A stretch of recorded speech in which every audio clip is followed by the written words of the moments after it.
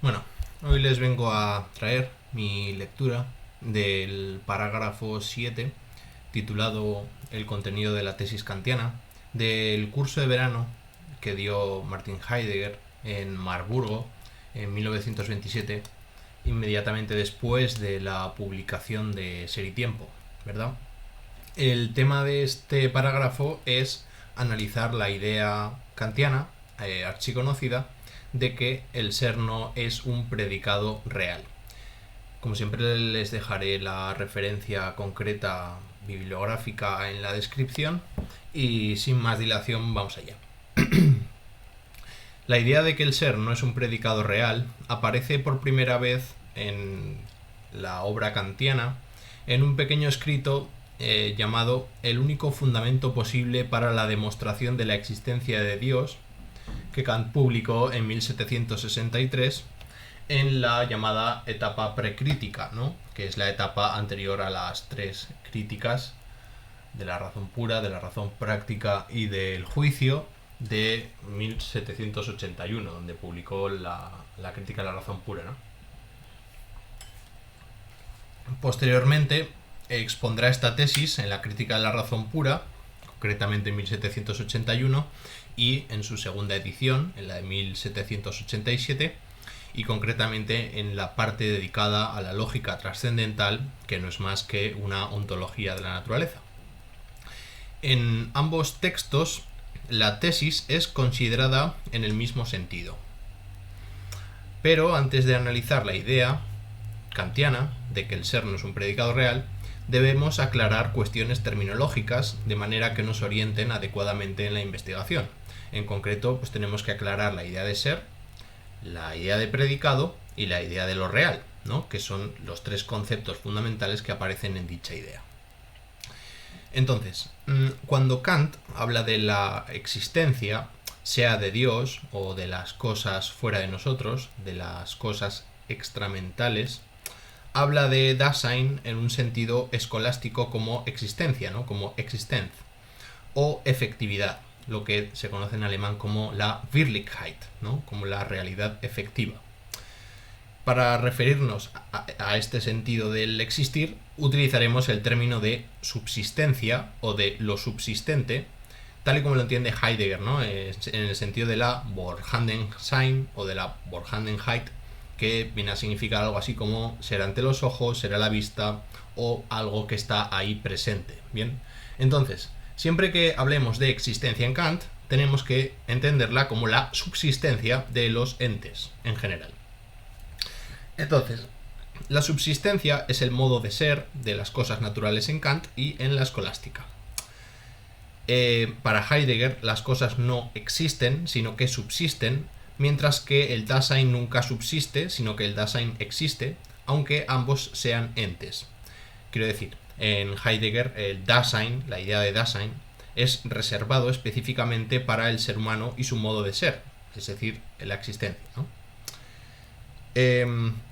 Tenemos que aclarar qué entiende Kant y la escolástica por realidad para poder comprender la idea kantiana. El contexto de la idea, el contexto del planteamiento de la idea de que el ser no es un predicado real, es el de la demostración de la existencia, de la realidad efectiva o de la subsistencia de Dios. Dios es el ente supremo, el summum ens, el ser perfectísimo, ens perfectissimum. De ahí que interese, o sea más apropiado, extraer la idea de ser del ente más perfecto, puesto que todo ser pertenece a un ente, y dado que vamos a estudiar el ser del ente, mejor estudiarlo del ente más perfecto.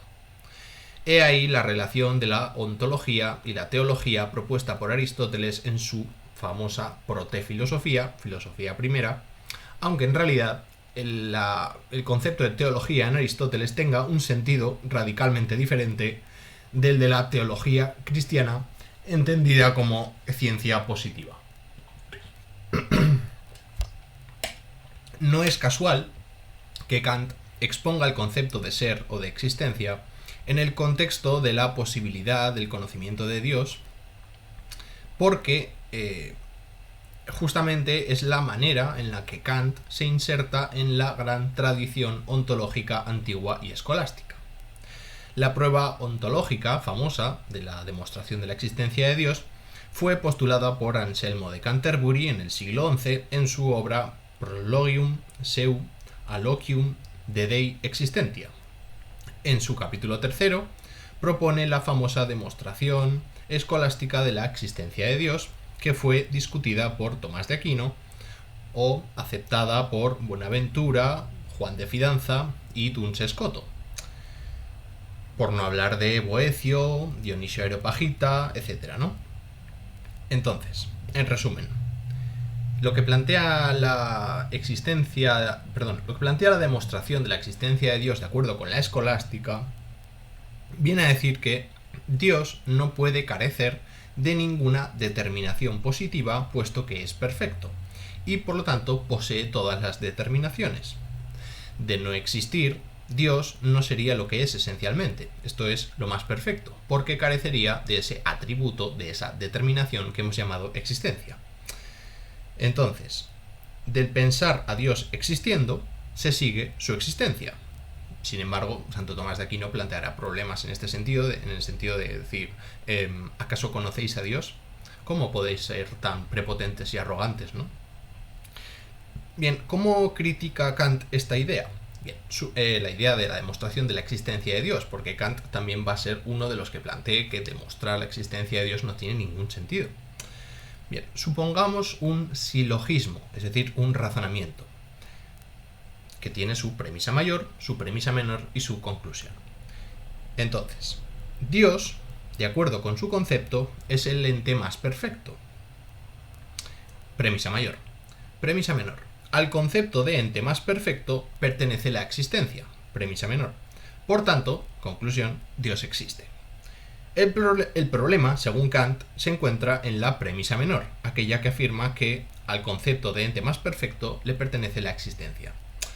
Algo como la existencia no pertenece en absoluto a la determinación de un concepto, es decir, no es un concepto de algo que pudiera añadirse al concepto de una cosa. El ser es, dice Kant, meramente la posición de una cosa o de ciertas determinaciones en sí mismas. Es decir, que el ser consiste en la existencia. Pero, ¿qué quiere decir la tesis negativa? ¿Qué quiere decir que el ser no es un predicado real? Es decir, que no es un predicado de una cosa, que no es un atributo esencial del ente.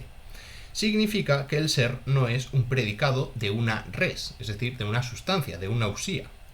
No es un predicado sino una mera posición, un deíctico, podríamos decir, un puro señalar algo que está ahí de modo aislado o absoluto con respecto a nosotros mismos. Entonces, ¿la existencia no es un predicado? Predicado significa lo afirmado en una proposición enunciativa, en un juicio. Sin embargo, la existencia se afirma cuando decimos Dios existe o la montaña subsiste. Se afirma, por tanto, la subsistencia y el existir. Para Kant, la esencia de la predicación consiste en que la proposición enunciativa es la unión de algo con algo, es decir, decir algo de algo. En eso consiste enunciar algo.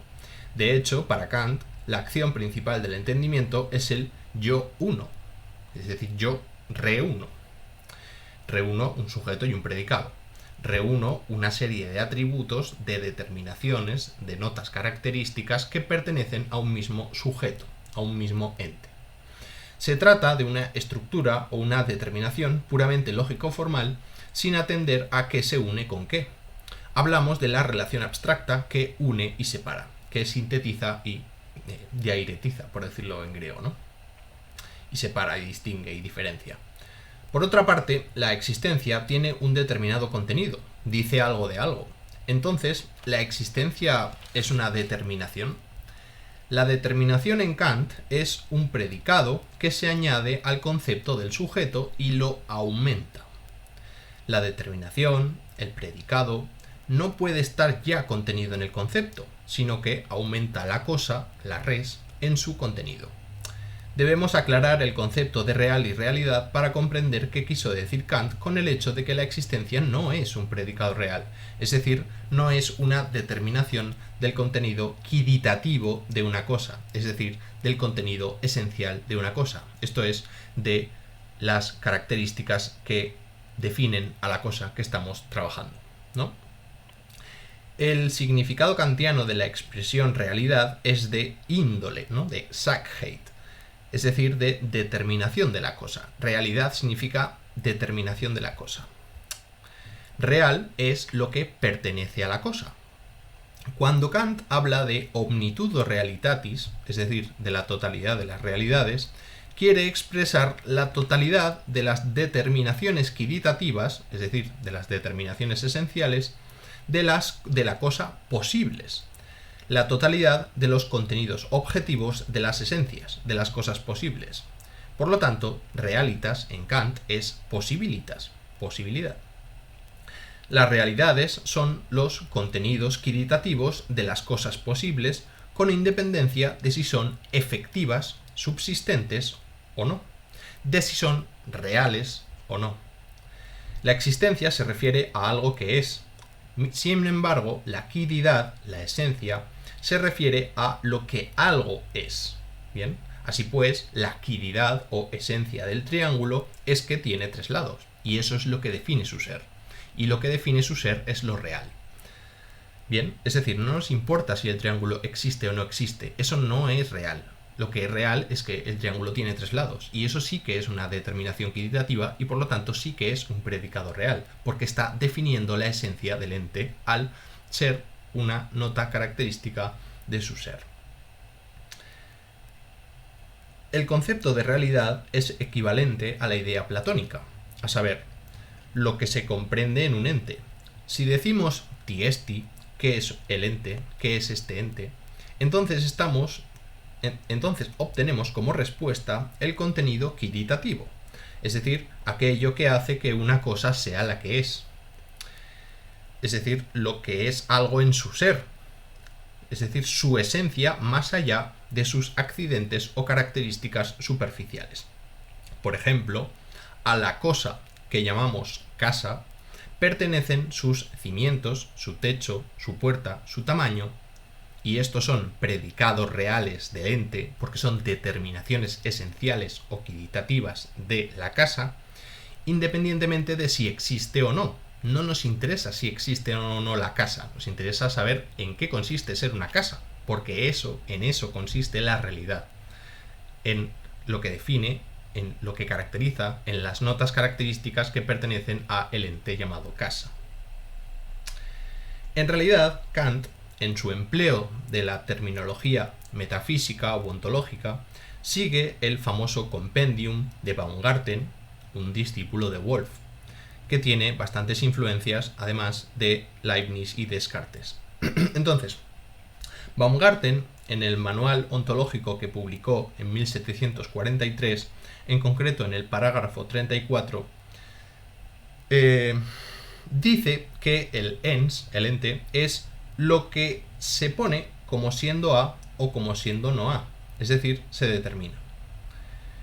El A, es decir, la nota característica esencial, así puesto, es una determinatio. Significa lo que determina una res, es decir, un predicado real. Un predicado real determina la esencia de la cosa. Dice el propio Baumgarten: lo que en el modo de determinar es puesto en una cosa, es decir, sus notas y predicados característicos, son las determinaciones. Las determinaciones pueden ser de dos modos: la que determina, la que pone positiva o afirmativamente, es decir, la que pone afirmando, es, si esta afirmación es correcta, una realidad, mientras que la otra, la determinación negativa, si es correcta, es una determinación.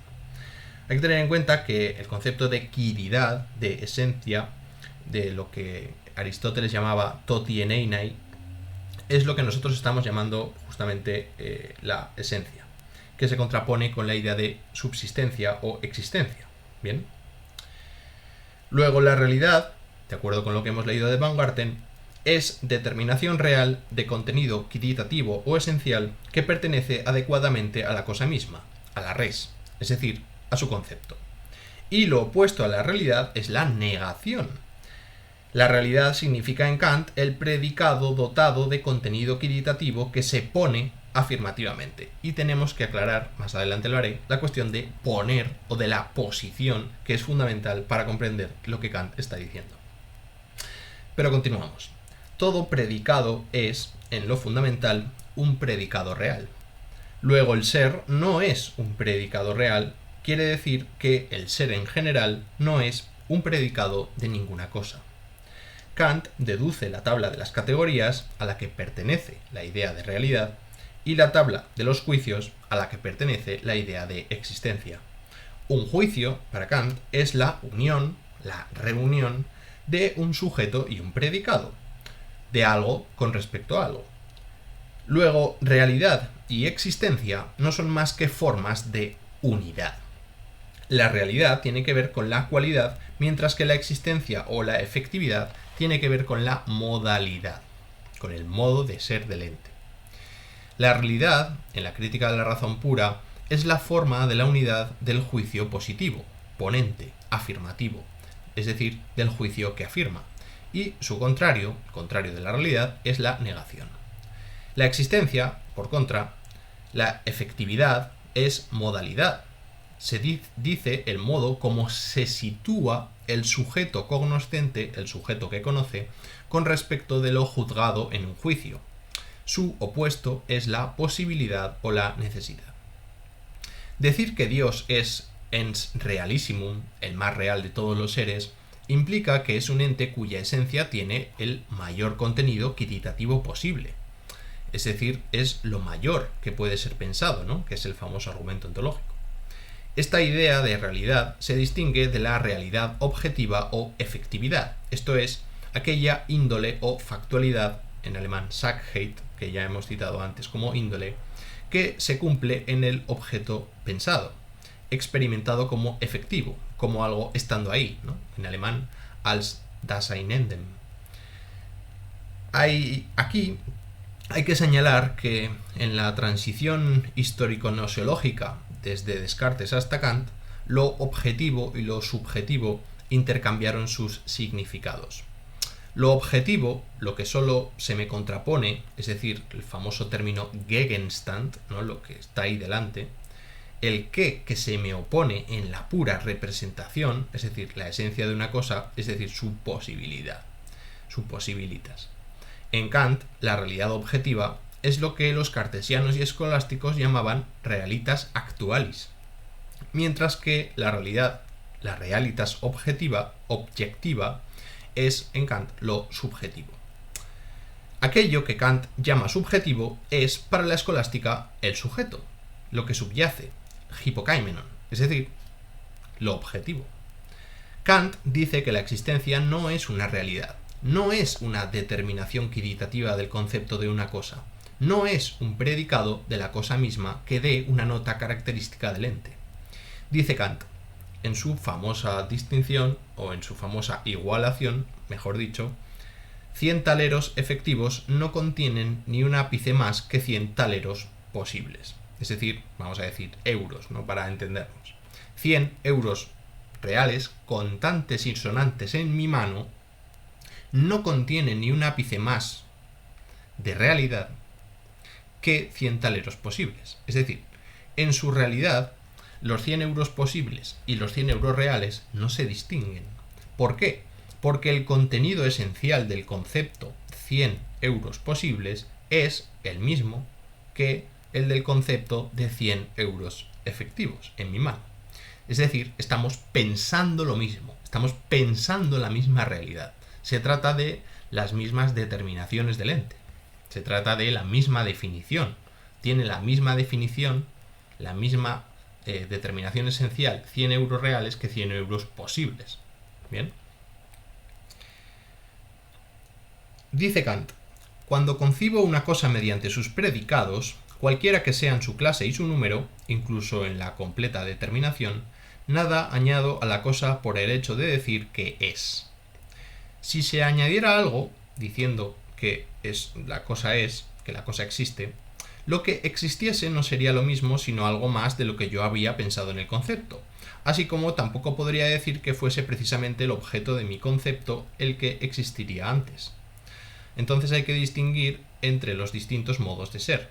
el ser como cópula, como concepto unitivo de sujeto y predicado, con respecto del sentido de existencia, entendido como el ser en general, como la idea de posición en general, como el estar ahí, como el deíctico.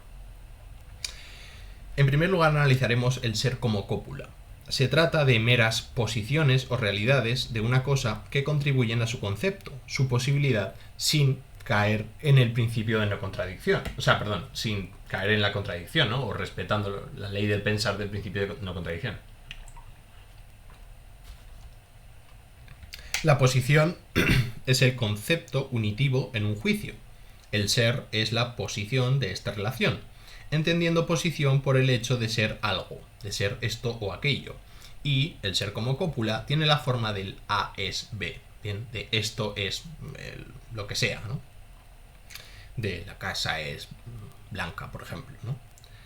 Mientras que, por contra, el ser como existencia se trata de la cosa puesta en sí y por sí misma, sea lo que quiera decir esto, donde ser es igual a existencia, que es lo mismo que subsistencia. El ser como cópula es relacional, mientras que el ser como existencia, cuando decimos algo es ahí, algo existe, tengo algo ahí delante, con esta posición estamos poniendo la cosa en sí misma y por sí misma, libre de toda relación, de forma no relativa, es decir, de forma absoluta. En la proposición enunciativa A existe o A subsiste, se encuentra una posición absoluta, mientras que en la del ser como cópula hablamos de una posición relativa del ente con respecto a sus predicados. Pero, ¿qué quiere decir exactamente Kant cuando habla de la posición o de que el sujeto pone la realidad? Bien, a cuento de que aparece la idea de posición en la concepción de la existencia. Pues posición significa poner como un comportamiento del sujeto, o con posición se mienta lo puesto, el objeto, o incluso el carácter de estar puesto del objeto puesto. La cuestión es que Kant no aclara esto y queda en una absoluta oscuridad. Kant expone el concepto de posición absoluta, que es el que utiliza para hablar de la existencia o de lo subsistente, en relación con el problema de la demostración de la existencia de Dios. Dice Kant, dado que la posibilidad era meramente una posición de la cosa en relación con el entendimiento, la efectividad, la existencia, es a la vez una unión de aquella, de la cosa, con la percepción. Es decir, que la subsistencia o la existencia de las cosas tiene que ver con la relación, es decir, con la unión del entendimiento, de la percepción y la cosa. Aquí ya casi nos estamos acercando un poquito a la versión aquella de Aristóteles, ¿no? De la adecuación entre el intelecto y la cosa. Bien, la efectividad, la existencia, es posición absoluta, mientras que la posibilidad es una mera posición. Así pues, cuando decimos Dios es omnipotente, tenemos dos conceptos que tienen sus respectivos objetos, Dios y la omnipotencia. El es, que une esa frase, solo pone el predicado de forma relativa en el sujeto. En esta posición, el del es, de mera posición, no se expresa nada sobre su existencia, ni falta que hace. Dice Kant, si ahora tomo el sujeto Dios con todos sus predicados, entre los que está la omnipotencia, y digo Dios es, o Dios existe, o hay Dios, no estoy poniendo un nuevo predicado como añadido al concepto de Dios, sino que estoy poniendo al sujeto en sí mismo, con todos sus predicados, y, ciertamente, estoy poniendo el objeto, el ente efectivo, en relación con mi concepto. Esto está en la Crítica de la Razón Pura, B 627. El objeto, es decir, lo existente, lo efectivo, que corresponde al concepto, se añade sintéticamente. En la proposición afirmativa Dios existe, a mi concepto, sin que el concepto quede aumentado lo más mínimo mediante este ser, mediante la existencia fuera de mi concepto. Es decir, que no estamos diciendo cómo es Dios cuando decimos que Dios existe, no añade nada. Es decir, no añade nada a su concepto, a lo que Dios es, ¿vale? De la misma manera que cuando decimos que la casa existe, eso no nos está diciendo nada más acerca de lo que es o de lo que consiste ser una casa. Entonces, la afirmación existencial Dios existe o A subsiste está implicada asimismo una síntesis, es decir, la posibilidad de una relación, solo que tienen un carácter esencialmente distinto que la síntesis de la predicación A es B. La síntesis de la proposición existencial consiste en una relación de la cosa efectiva conmigo mismo. Entonces, la relación que es puesta es la del concepto con su objeto. La cosa mentada en el concepto se pone de forma absoluta en sí y por sí misma, sea lo que sea esto de poner en sí y por sí mismo. La síntesis predicativa, que une sujeto y predicado, actúa dentro de los vínculos quiditativos o esenciales de la cosa. La síntesis existencial se refiere a la totalidad de estos vínculos quiditativos o esenciales en relación con su objeto que es puesto de manera absoluta. La relación del concepto con el objeto, con lo efectivo, es lo que añade sintéticamente al concepto. En la posición de una cosa efectiva, existente, subsistente, puedo preguntar dos cosas de acuerdo con la perspectiva kantiana. ¿Qué se pone y cómo se pone? Cuando preguntamos qué se pone, estamos diciendo que es nada más y nada distinto que en la posición de una cosa posible, es decir, en el mismo contenido quiditativo. No se pone nada más, es decir, 100 euros posibles en su esencia es lo mismo que 100 euros reales. Sin embargo, en el cómo se pone, la verdad es que mediante la efectividad sí que se pone algo más con respecto al ente. Estamos diciendo que el ser consiste en la posición en general. ¿Y qué es esto que se añade de más cuando decimos que algo existe con respecto a su modo de ser, al cómo se pone? Bueno, pues la relación puesta en la posición absoluta justamente es la referencia del objeto existente mismo con su concepto. Es decir, que lo que Kant llama posición absoluta es algo así como la percepción, que es justamente la relación de mi entendimiento, de mi capacidad de percibir, de mi cognoscibilidad con la cosa misma. La proposición Dios existe expresa que algo existente es Dios. Luego la existencia no es pensada en el predicado de la proposición, sino en su sujeto. Cuando aplicamos este razonamiento a la prueba ontológica de la existencia de Dios, nos queda lo siguiente. Dado que la existencia no es un predicado real, por esencia, no puede pertenecer al concepto de una cosa. Por tanto, si partimos del pensamiento puro, contenido conceptual, no cabe asegurar nunca la existencia de lo pensado en el concepto, a menos que ya presuponga y ponga al mismo tiempo en el concepto de una cosa su efectividad. Así nos queda que esta prueba no es más que una miserable tautología. Es decir, no tiene sentido decir que Dios existe como parte de sus predicados, porque en la definición de las cosas no, cuando tú quieres definir algo, es decir, hallar la idea de algo, esto es, hallar cuáles son las determinaciones quiditativas o determinaciones esenciales que hacen que algo sea algo, en ningún momento se incluye la existencia, porque no nos interesa, porque no nos importa. De hecho, la existencia es algo que se presupone. Es decir, cuando hablamos de qué es una casa, presuponemos que esa casa existe previamente. No es algo que tengamos que incluir dentro de su definición, porque no es algo que pertenezca al concepto. Entonces, nos queda lo siguiente. Según Kant, tenemos una serie de igualaciones. Es decir, la existencia, en Kant, es lo mismo que la efectividad, que es lo mismo que lo que hemos llamado posición absoluta, lo que Kant llama posición absoluta, que es lo mismo que la percepción, que es lo mismo que la facultad cognoscitiva y, en último término, la subjetividad. Pero claro, ¿qué entendemos por percepción? Aquí hay mucha ambigüedad conceptual. Kant no aclara las cosas. Percepción es justamente esa relación de aprehensión con la cosa, con el objeto, aceptándola en sí y por sí misma. Entonces, en conclusión, y ya vamos cerrando, Kant ataca a la premisa menor del argumento ontológico. Al concepto de Dios pertenece la existencia, porque la existencia no pertenece. Al concepto de Dios no pertenece la existencia, porque la existencia no pertenece al concepto de ninguna cosa. Y concluimos. La explicación kantiana del concepto de ser o de existencia, es decir, que ser es igual a posición, o existencia, ser es igual a posición relativa de, digamos, como cópula, como reunión, como logos de sujeto y predicado, mientras que la existencia es igual a la posición absoluta, que es la relación de la cosa, Sache, no sé cómo se dice en alemán, con mi pensamiento de la cosa, Ding.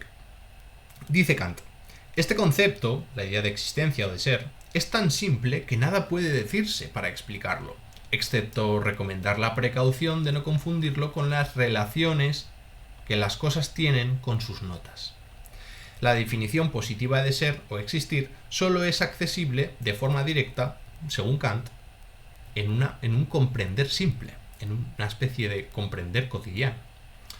Y bien, con esto hemos demostrado que la explicación de la idea según la cual el ser no es un predicado real no tiene la claridad que pretende y que la tesis kantiana de que ser es igual a posición y existencia es igual a posición absoluta nos conduce a la oscuridad.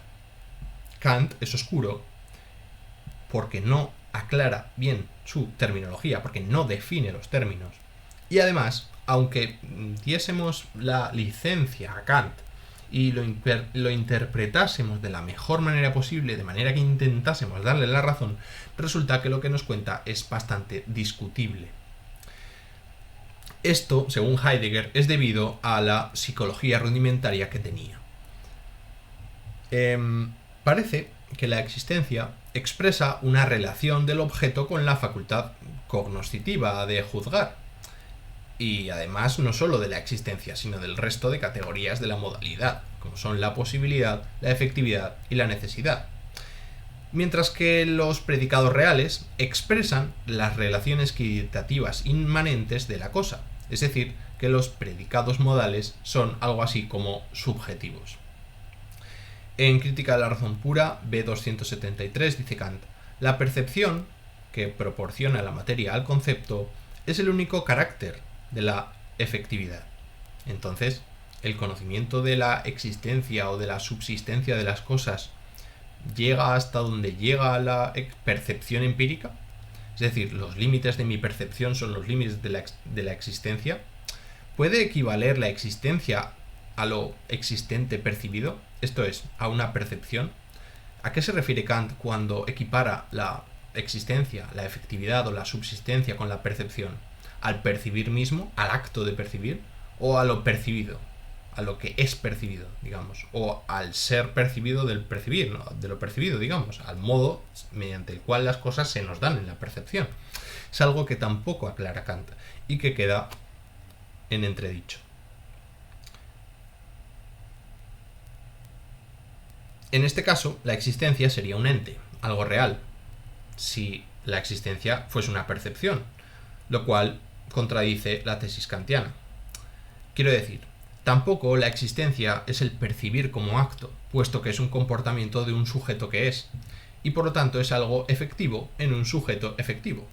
La percepción es un ente, y por tanto no puede equipararse a la existencia.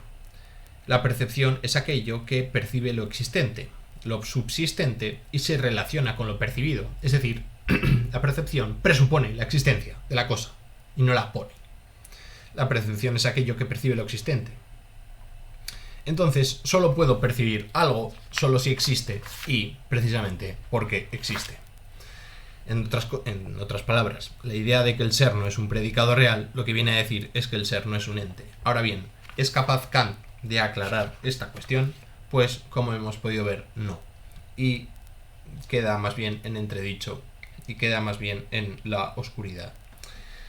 Así que nada, esto es un poco lo que os venía a traer y poco más. Un saludo y hasta la próxima.